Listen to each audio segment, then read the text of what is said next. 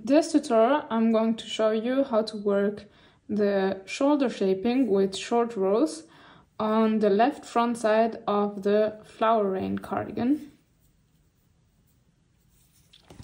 This is a swatch. This is supposed to represent the left front side of the Flower Rain cardigan. And on the right front side, we start the short rows on the right side row, but on the left front side, we have to start the right side rows on the wrong side.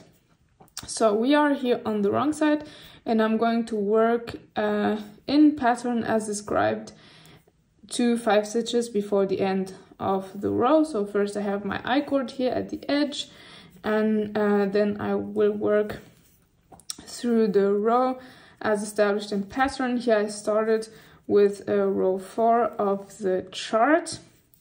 On the right front side, I started with a row with the row 1 of the chart, and here I'm starting with the following row because I want the pattern to be on the same, to mirror each other on both sides. So I am working to 5 stitches before the end of this wrong side row. So I made it to the end of this wrong side row, and I have to count 5 stitches before the end of the row. So one more. I have 5 stitches left on my left hand needle, and now I will turn my work and bring the yarn forward. So here's the yarn in the front. I've turned my work and brought the yarn forward. I will pick up this stitch and slide it to the other needle. So I'm working a German short row here. And now I will pull on the yarn to the back until I see both legs of the stitch appearing here. So this is the double stitch of the German short row. I pull here and then I knit back the whole row as established in the pattern. So I made it to the end of this right side row. I did the first short row. I'm going to turn my work and knit again on the wrong side to 5 stitches before the previous double stitch or German short row. So here I am on the wrong side row. Here is the German short row. So the double stitch is just here, and I have to purl one more stitch, and now I have 5 stitches before the previous double stitch here. And I will turn my work and same procedure again. Bring the yarn forward like this, pass or slip the stitch to the other needle and pull on the yarn backwards like this, over the needle and backwards.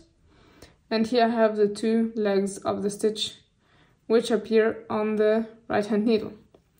And now I will repeat the same process and work to the end of this right side row. And as you can see, I have 1 double stitch here. You may mark them with a stitch marker, or with some practice you can also learn to recognize them. So here's a double stitch from the German short row, and here's the other one from the second short row.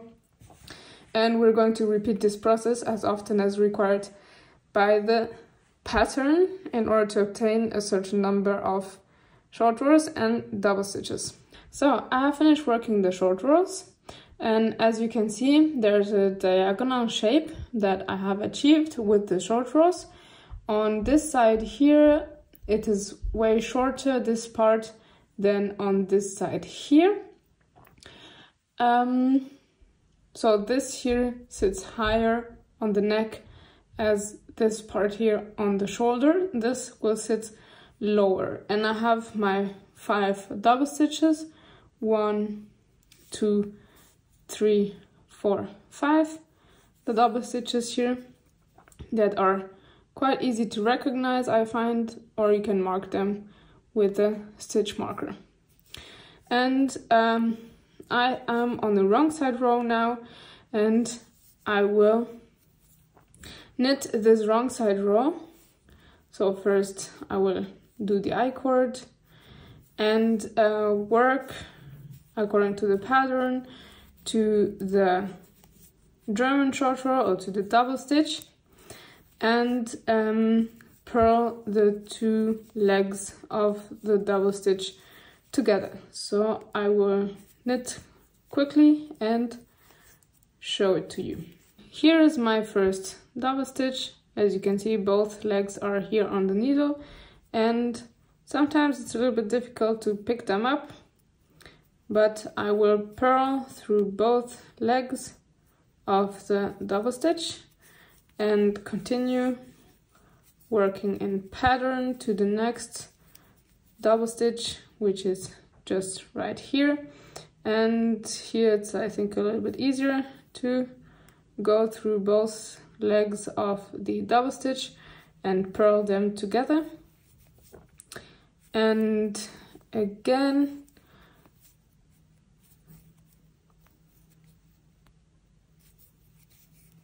same thing here with this double stitch here.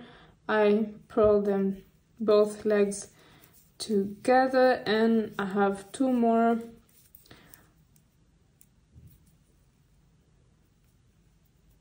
like this. I purl through like this. Okay, I purl through both legs of double stitch, and I will finish with this one, purl through both legs of the double stitch and finish the row.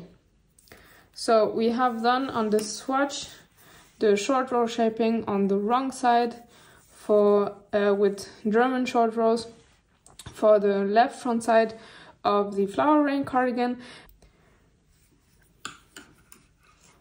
And you can clearly see how this is much longer than this here and how the short rows do their magic. And I'm going to put these stitches on hold as well and cast on a swatch for the back, a prototype swatch for the back, and show you how this is worked. The short rows are worked in the back.